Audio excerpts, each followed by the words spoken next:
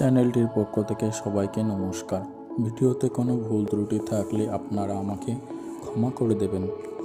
অবশ্যই চ্যানেলটি like, comment and share and subscribe করুন। হরে কৃষ্ণ।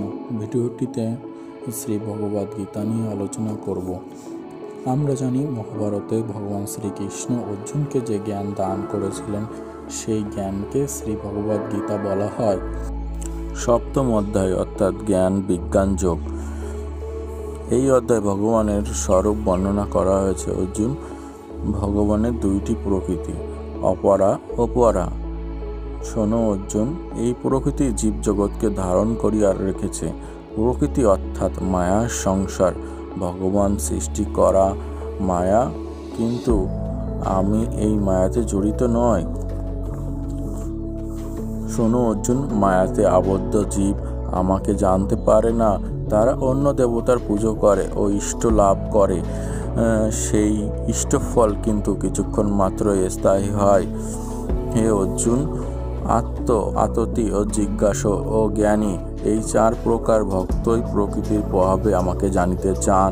ইহাদের মধ্যে জ্ঞানী ভক্তই সব থেকে শ্রেষ্ঠ। অর্জুন, শ্রীকৃষ্ণ বললেন, জ্ঞানী ভক্ত আত্মজ্ঞানের বলে আমাকে অর্থাৎ ভগবানকে জানিতে পারে। এই কারণে জ্ঞানী ভক্ত আমার প্রিয়, আমিও তাহার প্রিয়।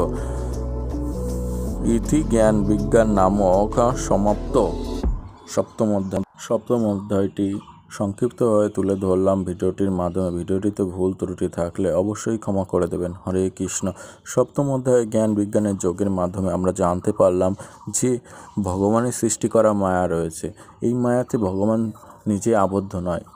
যারা এই মায়ের সংসারে আবদ্ধ হয়ে যায় তারা ভগবানকে জানতে পারে না।